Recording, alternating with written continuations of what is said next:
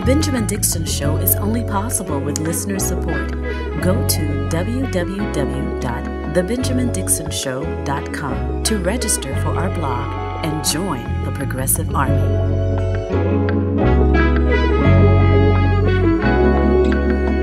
Today is Thursday. It is September 17th, 2020. Thanks so much for joining me. I want to begin with who I believe is the most significant and the greatest threat to American democracy. It is not Donald Trump. I believe Donald Trump is the second greatest threat to American democracy. But Attorney General William Barr, he is by far the single greatest threat to American democracy. I have several clips from CBS who did a recap of his speech last night. And in that speech, he did a range of things. He went from comparing the mask, people wearing masks during the pandemic and people being asked to lock down during the pandemic. He compared that to slavery. And that in and of itself may not make sense to you why I think that's so dangerous, but I will elaborate a little bit more. But he goes so much further in these clips. He goes all the way as far as saying that he believes that this Department of Justice is his, and that these agents are his. And that is a complete contrast to what every other administration attempts to do. Whether they actually do it, they at least attempt to make sure that the Department of Justice is there to carry out justice on behalf of the United States and not on behalf of any particular administration. So let's begin with the clip where he compares being locked down from the coronavirus to slavery. Listen in. Putting a national lockdown, stay-at-home orders is like house. Putting a national lockdown, stay-at-home orders is like house arrest. At a conservative Constitution Day event in Virginia last night, Attorney General Bill Barr said this of quarantining nationwide. It's, other than slavery, which was a different kind of restraint, this is the greatest intrusion on civil liberties in American history. Barr suggested that politicians, not medical professionals, should guide the public during the pandemic. The person in the white coat is not the grand seer who can come up with the right decision for society. A free people makes its decision through its elected representative. Okay, so that's just the first part. I'm going to build the entire case, but here's why this is so important. By him drawing an analog between wearing a mask, being locked down, and slavery, he is directly contributing to this movement across the country that seeks to equate the fight against coronavirus with our fight against police brutality. Now, that in and of itself isn't what makes him the most significant threat to democracy, but it does show you that Attorney General William Barr is willing to coddle the QAnon crowd, the anti-mask crowd. He's willing to play into their political derangement and their conspiracy theories. And so he's also willing to play with the lives of millions of Americans, because if we had successfully locked down for 2 weeks to a month and everybody wore a mask, we would be out of this by now. We are 7 months in, and so if we had successfully locked down and done what was necessary, then we could have saved so many lives. So yes, he is a threat to democracy, but in that first statement, he is a threat to human life. And he's playing with fire because he's feeding into this political derangement that we are seeing from the QAnon and the anti-maskers. But he goes even further. Now he's getting ready to dismiss the entirety of Black Lives Matter as if we're simply just, trying to use Black lives as props. Listen in. In the wide-ranging discussion, Barr also criticized the Black Lives Matter movement. Proposition, who can quarrel with the proposition Black Lives Matter, but they're not interested in Black lives. They're interested in props. A small number of blacks who were killed by police during conflict with police, usually less than a dozen a year, who they can use as props to achieve a much broader political agenda. But the data shows that 250 black people were killed by police last year alone. Black people are more than 3 times more likely to be killed during a police encounter than white people. So there he is. He is sitting there as if he's a fair arbiter of justice, as the Attorney General, who is making sure that everyone has equal justice before the law. and dismisses the Black Lives Matter protest and movement as people with a political agenda. And then he tries to make an assertion that sounds like fact, that it's only like a dozen people who gets killed by blacks, right? Who get killed by the police every year, when that's not factual. Last year, 250 African Americans, black people, not blacks, were killed by the police, and we're 3 times more likely to be killed by police than white people. So there is a systemic problem. But there he is sitting as though this is not really a problem, and I'm a fair adjudicator of justice, and there's really only like a dozen people who are killed. So he's giving all of this information that is counterfactual, that is a lie, that is not the truth, but he's trying to assert it as if it is factual. He's trying to assert his misinformation as if it is the truth, not laced with a political agenda, when in fact he is inserting misinformation that is not true, that is wholly part of the political agenda of the conservative movement, which is to suggest that there is no such thing as systemic racism in this country. And in order for him to do that, he had to downplay the number of people who were killed by police officers, the number of black people who were killed by police officers, and use his own misinformation, his own propaganda, and sit there as if he's a fair adjudicator of justice when he is sitting in the seat of a political apparatchik who is executing his own political agenda. That's the thing. I'm saying a lot of words, and I'm hoping you're getting it. What he's doing is pretending as if we have an agenda and he doesn't, when he's giving misinformation and propaganda a part of his agenda against what we're simply trying to fight, which is actual proof of systemic racism. But it gets worse, because now he's going to show that he's not only willing to lie and spew propaganda and pretend as if he's a fair adjudicator of justice, he's getting ready to attack his own Department of Justice. Listen in. Our prosecutors have all too often inserted themselves into the political process based on the flimsiest of legal theories. Barr criticized his prosecutors for political headhunting and defended criticism that he ever interfered in cases involving close associates of the president, like Roger Stone and Michael Flynn. Letting the most junior members set the agenda might be a good philosophy for a Montessori preschool, but it is no way to run a federal agency. This is him showing that he's willing to not only undermine justice by supporting and getting involved in Donald Trump's, the different investigations involving Donald Trump, but he's trying to put his own career Department of Justice officials in check. He's trying to throw pressure on them. There's a difference between political appointees and people who are career members of the Department of Justice. And the difference is that political appointees generally do come in and set a general political agenda. The people who are career agents, people who are career attorneys, people who are there for the long haul, they stay between administrations. This is not necessarily good or bad, but there is a difference between what William Barr is, a political appointee, and the career attorneys that are part of the Department of Justice. And this is him trying to apply pressure on them because he has received pushback from his careerists, the people that are there, no matter what administration, trying to bring justice before the law. To greater or lesser extent, we can always pick apart the Department of Justice, clearly. But what William Barr is trying to do is apply political pressure to the people who are there across the different administrations. But this last clip is the one where he makes it clear that he views this department as his own agency. And I'm saying, what do you mean by interfere? Under the law, all prosecutorial power is vested in the Attorney General. And these people are agents of the Attorney General. And as I say to FBI agents, whose agent do you think you are? Now, I don't say this in a pompous way, but that is the chain of authority and legitimacy in the Department of Justice. And there you have it. He's saying that these are his agents.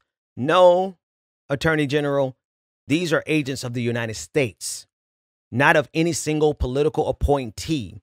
they have a role to play. And because in previous administrations, there has attempted to be, again, I want to put emphasis on the attempt to draw a distinction between the type of appointee that takes over the Department of Justice and, let's say, the type of employee who takes over the Housing and Urban Development or whatever other department. The Department of Justice is unique in that it is a function of the government that goes beyond the administration. It is there to be a fair adjudicator of justice above the administration. And what William Barr has just stated in that last clip is that not only does he put the Trump administration above the Department of Justice, he puts his own political position above the Department of Justice beyond just the hierarchical purposes, but far reaching down into the different aspects and the functions of that department. And this is something that every other administration at least attempted to avoid. And with Donald Trump, there is no attempt. And this is how we get to the point where William Barr is now representing the president of the United States in his personal civil lawsuit. In his personal civil lawsuit for defamation with a woman that that accused him of sexual assault, the Department of Justice, William Barr, is defending the president of the United States. It gets even worse when you consider everything else that is happening in this country. I want to pull up a headline on your screen from the New York Times. Barr told prosecutors to consider sedition charges for protest violence. Attorney General William P. Barr was also said to have asked prosecutors to explore whether to bring charges against the mayor of Seattle for allowing a police-free protest zone. And here's a quote from the New York Times, and I want you to listen to this closely. Attorney General William P. Barr told federal prosecutors in a call last week that they should be considering charging rioters and others who had committed violent crimes. And this sentence, I want to pause there. That sentence is tricky. Charging rioters and others who committed violent crimes. Rioters is something that they have been generally able to label everybody that is out there with. And then they put the addendum, who committed violent crimes and others who committed violent crimes. So this is a catch-all phrase that's going to go after every protester, not just people who actually committed violent crimes. But let me continue. Charging rioters and others who committed violent crimes at protests in recent months with sedition, according to two people familiar with the call. The highly unusual suggestion to charge people with insurrection against lawful authority alarmed some on the call, which included U.S. attorneys around the country, said the people who described Mr. Barr's comments on the condition of anonymity for fear of retribution. So people a part of his department are afraid of this man. They fear that he's going to get some type of retribution against them for speaking out about justice in this critical moment where he is attempting to use the Department of Justice to not maintain law and order, but to punish people with whom he politically disagrees, to punish protest, to punish dissent. And it is a particular dissent that he's trying to punish. He's not gonna punish the white militias that are running around this country killing people. He's not going to punish them. He's not going to charge them with sedition. He's going to charge Black Lives Matter protesters with sedition, insurrection, because in his mind, the very fact that we are out there protesting against this police state is insurrection, and that we should be charged not with destroying property, which we could argue about all day long. It's not about being charged with breaking windows or burning down a car or burning down a building. It's with insurrection. It's to say that we are treasonous, that those of us who oppose the police brutality in this country, we are treasonous and we're committing acts of sedition. There's so much more in this, but I want to play one last clip because it really kind of shows you, it puts a fine point on all of this, or actually two more clips. I want to play this clip from President Trump as he responds to the idea of sedition being charged against protesters. And then I want to play a clip of Donald Trump's chief of staff who comes to defend William Barr. Bill Barr told prosecutors that he wants to charge violent demonstrators with sedition. And you told Judge Jeanine that if there's violent demonstrations on election night, we'll put them down very quickly if they do that. Look, it's called an insurrection. So I'm wondering why you want to use that kind of rhetoric when there's such a Well, the question was asked to me about if you have violent demonstrations. Yes, we will put it down very, very quickly if there is. Absolutely. Are you making fun And I of- think the American public wants to see that. Yeah, OAN, please. OAN, yeah, please. Thank you, Mr. President. With No, regards just to finish, look, if there's any kind of demonstration or violence, there will be nothing that interferes with this vote. There's going to be nothing. And so now this ties into the election, right? It goes far beyond just Black Lives Matter, but it's the fact that Donald Trump and William Barr, they see both Black Lives Matter protesters as the same as people who would come out and vote on election day. There's a deeply rooted political agenda here, and William Barr is giving Donald Trump the cover that he needs because William Barr is protecting the president from any type of meaningful prosecution from the Department of Justice. He interfered with the Mueller investigation. He interfered with Roger Stone. He interfered with Michael Flynn. And it is so bad that Attorney General William Barr is so egregious in this, in that he actually makes Jeff Sessions, who was Donald Trump's first Attorney General, makes him actually look noble because Jeff Sessions actually recused himself. And you can remember that's why Donald Trump got rid of Jeff Sessions, because Jeff Sessions recused himself from that special investigation into the Mueller investigation. And so Donald Trump got rid of him, brought in William Barr, who's not only willing to get involved with the Mueller investigation, but was willing to get involved with the Michael Flynn investigation, willing to get involved with the Roger Stone investigation, and also is willing to go as far as Donald Trump wants him to go to secure power for another term. This man is the most dangerous man in America. Mark Meadows, the chief of staff, he was on Fox and Friends this morning. Listen to what he said. Well, when we talk about setting priorities, Bill Barr is exactly right. We need to make sure that everyone is treated equally under the law. But unfortunately, some would say it's the deep state. I would just say that it's actually the swamp that continues to try to make sure a political agenda is driven instead of law and order and justice for all. But I can also say we don't have to look any further than the Mueller investigation, where we spent tens of millions of dollars and wasted unbelievable time to come out with a report to conclude what we already knew, that there was no collusion. So it's time that we get back. We restore the integrity to the Department of Justice and the FBI. I think we're well on our way because we've got leaders who are willing to hold people accountable. But it's what we all hate about our federal government is when they play politics. Look at what they're playing with here. Mark Meadows. They're playing with the idea of the deep state, which plays right into the very first thing that William Barr was talking about, which was this lockdown being more egregious than slavery or being second to slavery. And the idea of the deep state tying into all of the political derangement of QAnon. He just throws that out there. They are coddling that Nazi movement, as well as undermining the legitimacy of the upcoming election, as well as undermining our democracy by giving Donald Trump cover at every single turn. This is not how a Department of Justice has acted in previous administrations, with some exceptions, obviously.